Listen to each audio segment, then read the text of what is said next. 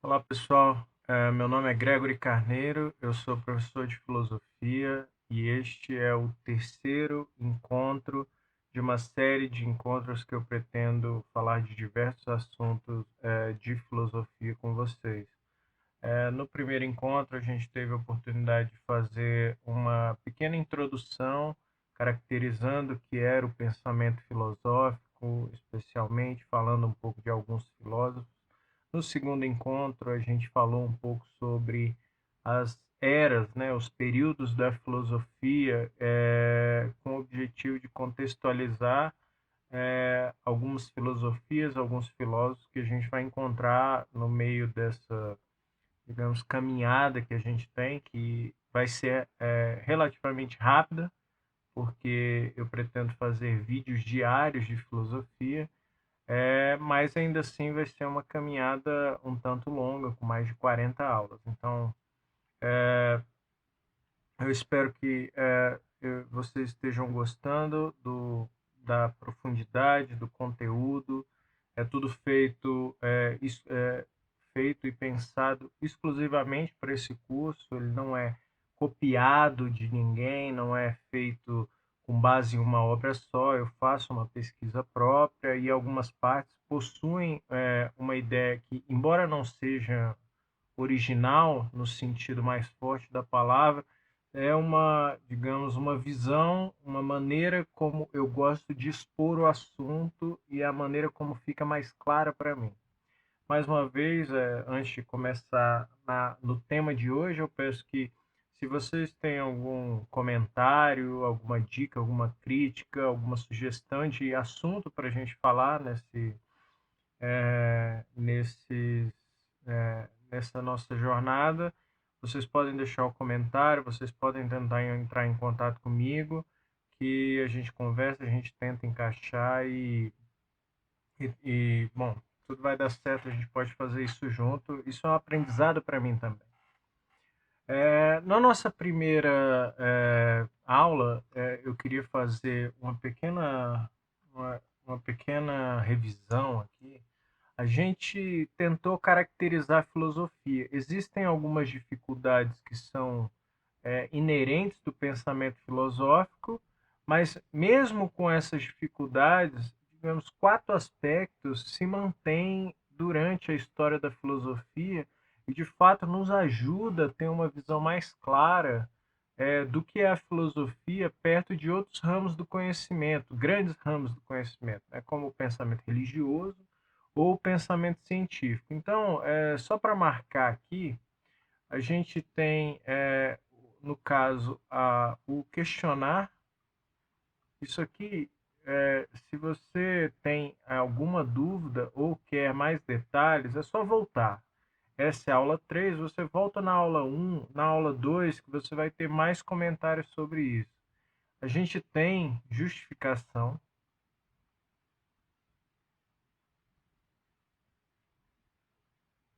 a gente tem lógica e a gente tem debate. De uma maneira muito curiosa, todos esses quatro aspectos que a gente usou para caracterizar a filosofia têm um objetivo que é muito, talvez, geral e em alguns momentos confuso da filosofia, que é fazer do discurso filosófico um discurso racional. Eu mencionei rapidamente isso em vídeos passados. A filosofia sempre buscou e sempre busca ser um debate racional. A questão é que o que é racional é, varia ainda hoje de texto para texto, de autor para autor, e variou durante a história da filosofia, aquela história que a gente contou no vídeo passado. Então, é interessante aqui a gente conversar um pouco sobre as diversas maneiras como esse racional, né, ou o que significa razão de fato, é encontrado na filosofia. Então, a gente tem o que a gente pode dizer, né, que é uma espécie de polissemia do termo razão. Isso não é, de fato, um problema. É porque você pode pensar que a racionalidade ela se expressa de maneiras diferentes em contextos diferentes. Isso não é surpresa para ninguém. Todas as palavras de fato elas necessitam de um contexto para ser usado. Então a gente tem algumas dessas acepções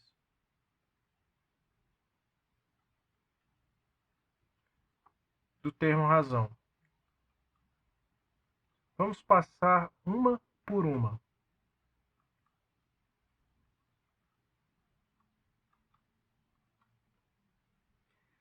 A primeira, e aqui essa maneira já é conhecida da gente, é razão em oposição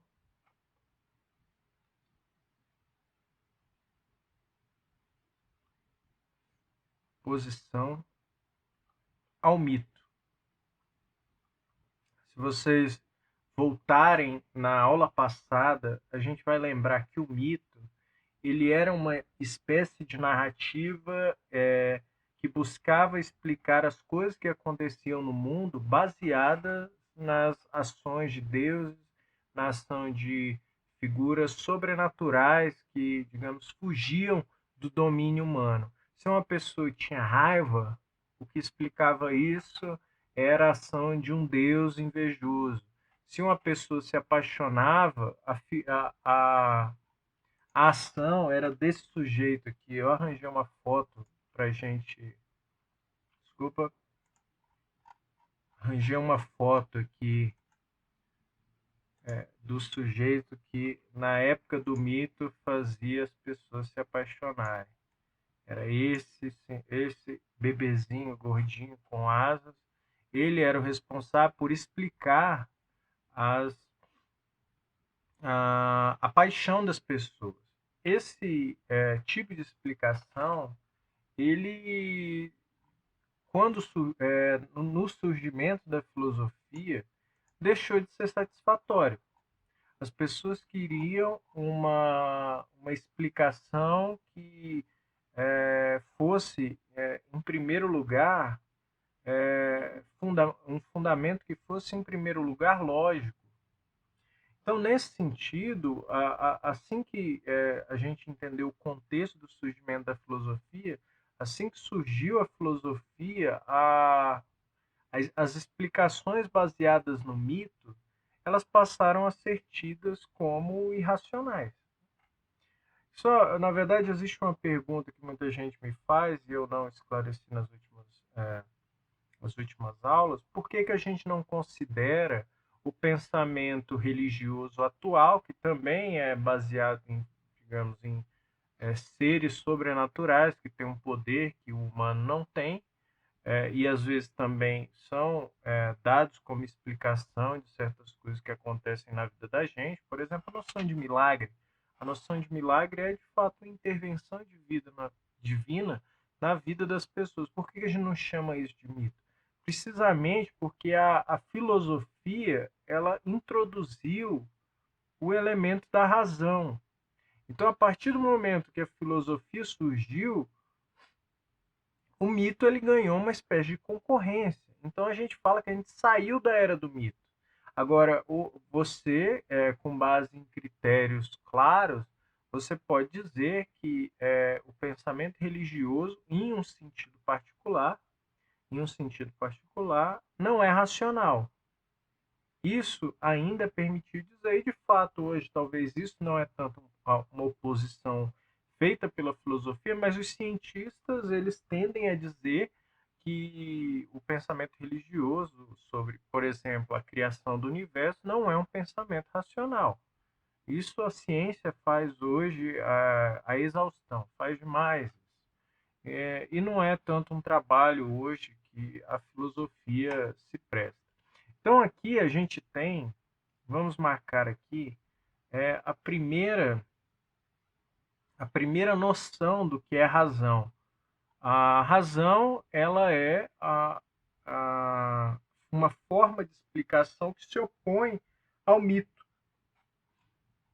O segundo, a segunda, digamos, acepção do termo razão é oposição. Então, vamos fazer aqui de maneira completa. Seria razão em oposição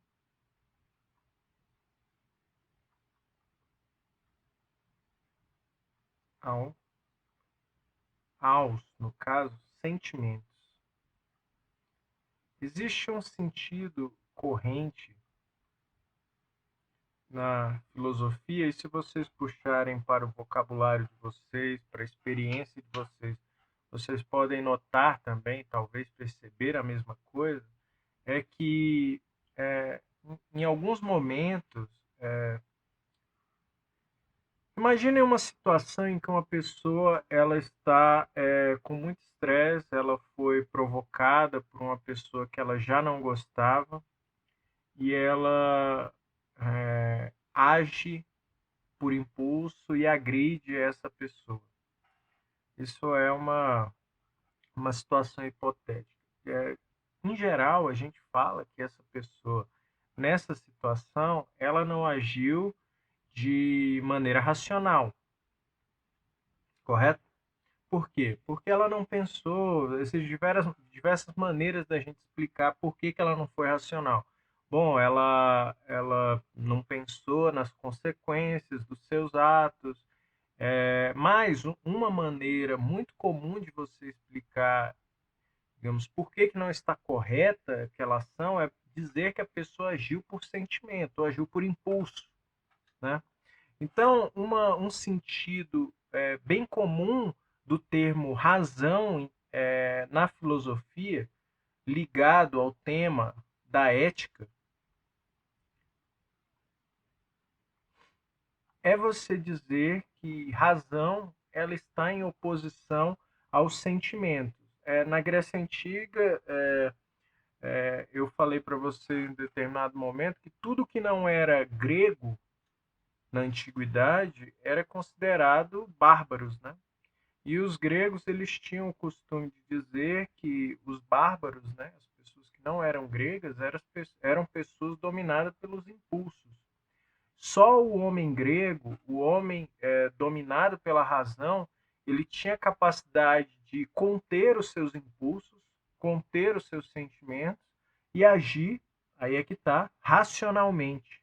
Então, no campo da ação, no campo da ética, se vocês lembrarem aqui, ética, né? Digamos, seria a parte da filosofia que cuida do agir corretamente, né? Agir racionalmente, em um sentido, é conter os sentimentos. Então, ser racional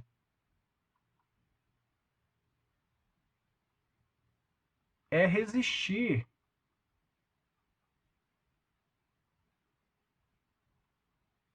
é conter, ou então resistir, anular, ignorar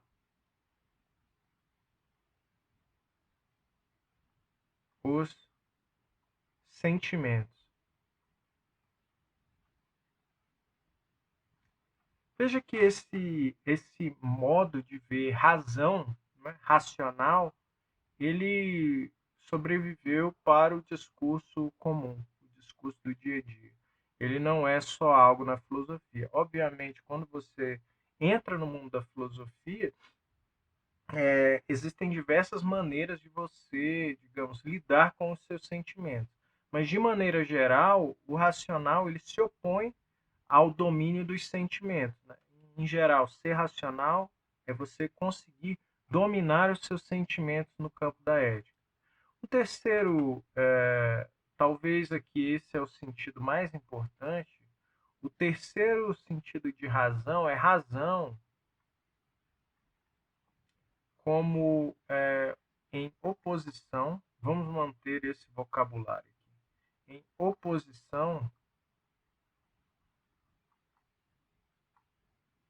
ao empírico.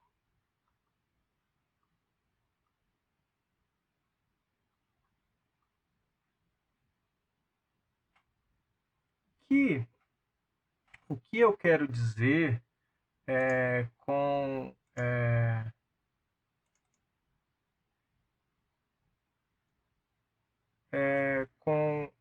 razão em oposição ao empírico. Esse talvez aqui seja o tema mais importante. Eu vou até pegar aqui uma parte limpa da tela só para poder explicar essa parte específica.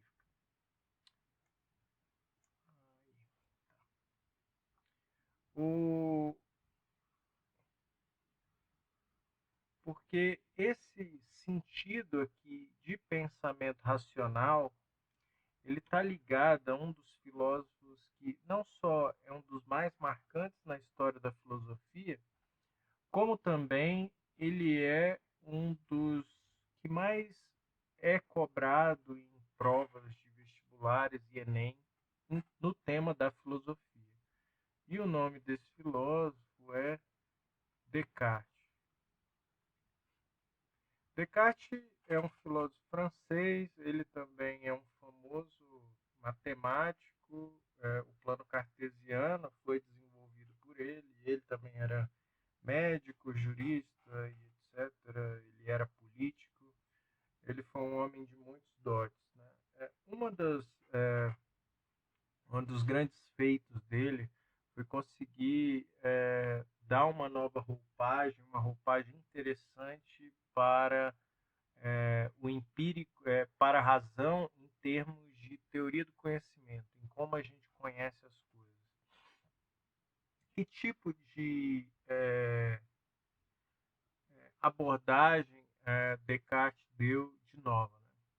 Se a gente lembrar rapidamente aqui, só para a gente introduzir o tema do Descartes aqui, se a gente lembrar do mito da caverna, que eu contei na aula passada, a gente vai ver que o sujeito que sai da caverna, né, aquele que primeiro se liberta, o filósofo, ele é um rapaz, uma pessoa que ele ousou desafiar o que ele via. Ele ousou duvidar que aquelas sombras que ele via na caverna, elas eram a realidade dele. Ele duvidava daquilo. Ele olhava aquilo e não ficava satisfeito, e foi por isso que ele conseguiu quebrar as correntes e sair da caverna. Ele sofreu para isso. O Descartes, opa, faltou um S aqui. O Descartes, ele é um sujeito que tem um pensamento parecido com digamos, com esse sujeito que se livrou da,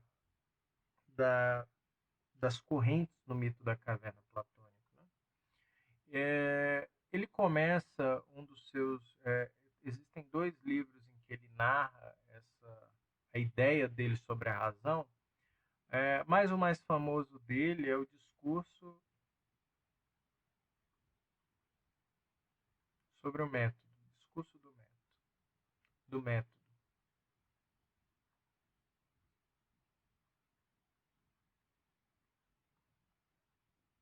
Inclusive tenho aqui um exemplar.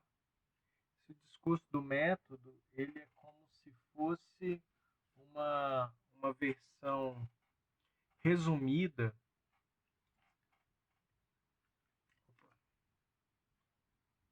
Eu errei aqui onde é o acento. Peço perdão por isso. A saga desse livro, né, é um tema muito interessante. O Descartes ele começa pensando com um desafio. ele quer saber de uma coisa que ele não pode duvidar. Mais uma vez, gente, olha como a dúvida tem um papel central na filosofia. Sócrates, ele era um grande perguntador, questionador, e o Descartes também. Ele quer uma certeza ou um conhecimento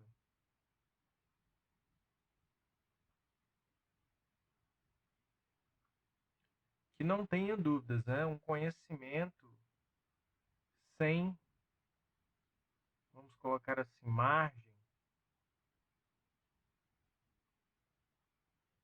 para dúvida.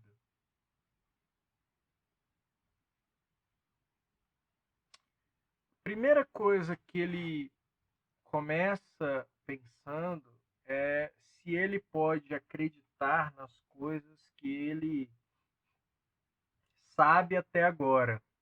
Ele era uma pessoa como outra qualquer, então ele aprendeu muitas coisas vendo, ele aprendeu muitas coisas ouvindo. Em outras palavras, ele aprendeu muitas coisas usando os sentidos.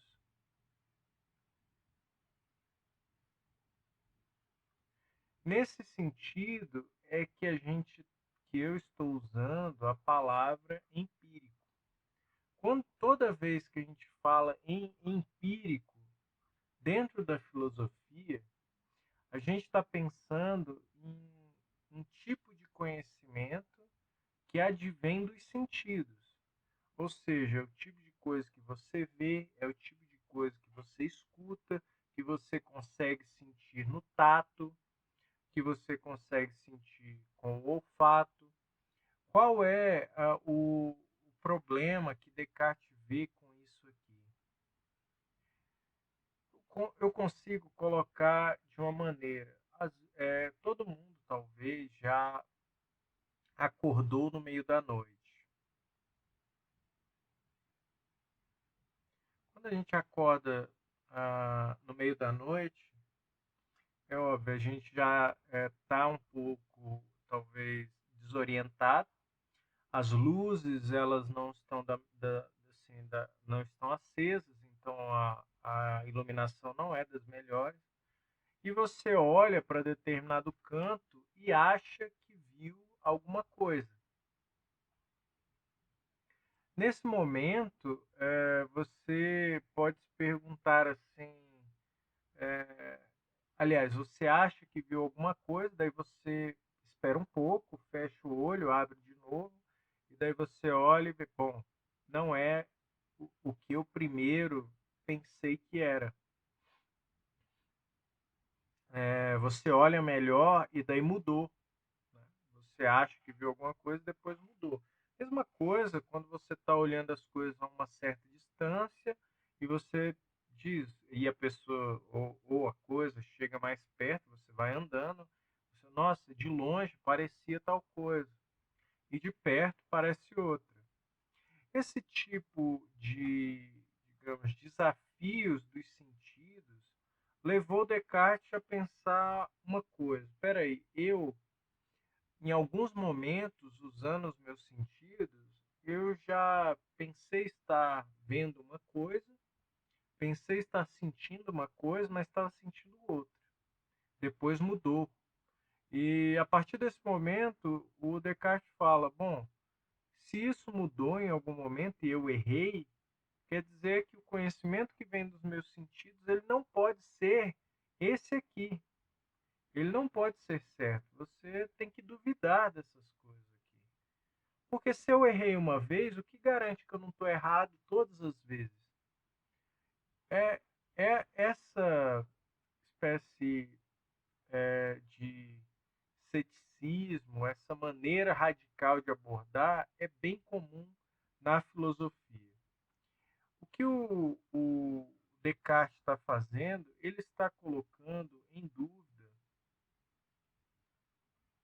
todo o conhecimento empírico que ele tem. Isso ficou conhecido na filosofia como dúvida metódica. Né?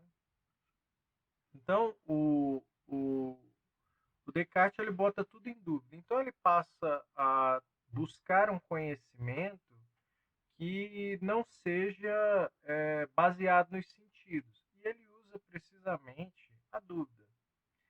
E ele faz um raciocínio da seguinte maneira para atingir a sua primeira verdade absoluta, um conhecimento que não tem margens para essa dúvida. Ele fala, bom, se eu duvidei de tudo, mas uma coisa que eu realmente não posso duvidar é que eu estou duvidando. Isso, é, isso eu não posso duvidar. Quem duvida está duvidando que, bom, duvidar nesse caso é um pensamento. Disso, Descartes marca: eu não posso ter dúvidas que eu estou pensando. Porque a partir do momento que eu duvido da minha dúvida, bom, eu estou pensando nisso. Então, qual é a jogada aqui? Seria contraditório você duvidar da própria dúvida. Marquem bem essa palavra. Seria contraditório você duvidar da própria dúvida. E daí o Descartes ele faz um outro pulo. Mas peraí, se eu estou pensando, mais uma vez, seria contraditório se eu não existisse. Ora, se eu estou pensando aqui, é porque eu existo. Né? O ser que pensa, ele é um ser que existe. Então, daí, gente, que vem a conclusão, a primeira certeza do Descartes depois dele aplicar essa grande dúvida sobre tudo que ele conhece, tudo que vinha dos sentidos, né? Ele fala, é também uma célebre frase da filosofia: penso, logo existo. Veja que essa primeira certeza, né? A primeira certeza é que ele pensa. Isso ele não pode ter dúvidas, porque se ele duvida, ele está pensando. E a segunda certeza, né? Então essa é a primeira certeza, que ele pensa, e a segunda é que ele existe. Para as duas coisas que ele concluiu, ele não usou de maneira alguma os sentidos dele. Ele não foi na frente do espelho e olhou para ele e falou: eu existo. Porque isso pode ser um engano, né? Ele pode ter problemas com o espelho, não sabe se aquilo é um espelho de fato, a visão dele pode ser afetada por alguma coisa. Então, ele não queria dessa maneira. Ele queria algo que viesse puramente do intelecto. Então, o Descartes, dessa maneira, ele inaugura uma nova espécie de racionalismo. Um racionalismo que ignora, que opõe, digamos, o conhecimento decorrente do empírico. Então, esse sentido de razão, digamos que fica muito bem colocado na obra do Descartes, ele, ele é feito para o tipo de pensamento que se opõe ao conhecimento advindo do empírico. Isso, de fato, inaugurou mais ou menos uma espécie de disputa entre os racionalistas e os empiristas. A gente vai estudar na próxima aula um grande empirista que também tem ótimos pensamentos. Isso aqui é uma disputa no campo intelectual. Então, ambos têm objeções um ao outro com o tipo de coisa que se pode alcançar. O Descartes ele era um matemático, então ele só queria. Eu peguei aqui uma foto dele para gente. Essa foto talvez seja conhecida de algumas pessoas. Ele queria certeza. E a dúvida dele era, na verdade, a objeção dele era que essa certeza, da maneira como ele queria, não poderia vir do empírico. Então, nesse sentido, para para ele, o racional, né, a razão, ela era oposta, de certa maneira, ao empírico. Então, essa é uma terceira, um terceiro sentido do termo razão. O quarto sentido é precisamente razão como matemática.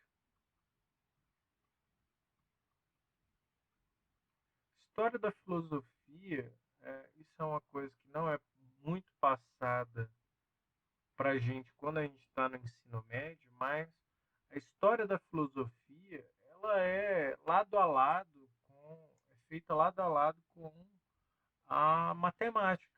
É, na escola de Platão tinha uma frase na porta que dizia que aquele que não era matemático não podia nem entrar na escola, né? Muitos filósofos, a gente acabou de citar Descartes era um deles, eles eram filósofos e também eram matemáticos. Hoje em dia existe um filósofo, você sequer nem precisa decorar isso, mas o Alain Badiou, ele é um francês e ele fala expressamente que fazer filosofia é fazer matemática. Então, as relações entre matemática e filosofia são grandes. Em algum sentido, em especial quando a gente está lidando com a lógica, lembra que lógica é uma das características marcantes do pensamento filosófico, né? A vontade de ter lógica. Né? Eles é, buscam, no caso, né, um certo rigor no pensamento. Pense na matemática e tente pensar em algo mais rigoroso do que e mais certo do que coisas como 1 mais 1 igual a 2. Já foi o sonho, isso parece assim, um sonho ainda de alguns filósofos, que toda a filosofia pudesse caminhar a passos assim, dar passos tão seguros nas coisas, de ter conclusões como essa, fazer uma filosofia só com esse tipo de conclusão, com conclusões corretas, certas, que ninguém pode duvidar, né? Ainda é um pouco o ideal de quem faz filosofia, muito pensando em lógica. Né? É o que hoje, de maneira contemporânea, lembra? Filosofia contemporânea. A gente chama de filosofia analítica.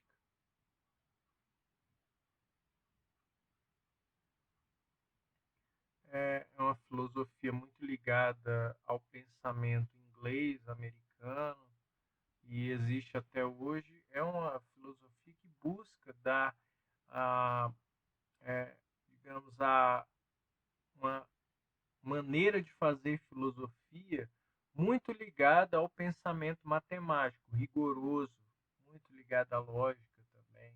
Eu não quero me alongar aqui, eu já falei brevemente sobre lógica, eu pretendo fazer uma série de vídeos só focando em lógica filosófica, lógica voltada para a filosofia. Esse é um projeto pessoal meu. Em breve vocês, como eu disse, ainda estou aprendendo, né? Então é um projeto pessoal meu, eu pretendo tocar e apresentar para vocês em breve, não vai demorar. Pessoal, esse vídeo continha uma pequena digressão sobre as leis lógicas e o modo como a gente faz inferências lógicas. Eu resolvi tirar, vocês vão ficar apenas com as acepções mais comuns da palavra razão na filosofia. E a gente vai fazer, eu vou fazer um vídeo futuramente só focando nesses aspectos lógicos que estão presentes na filosofia, como a gente tem visto durante esse tempo. Então, a gente vai encerrar por aqui e a próxima aula, em aulas futuras, a gente vai ter essa parte que eu acabei tendo que omitir. Então, a gente se vê na próxima. Obrigado.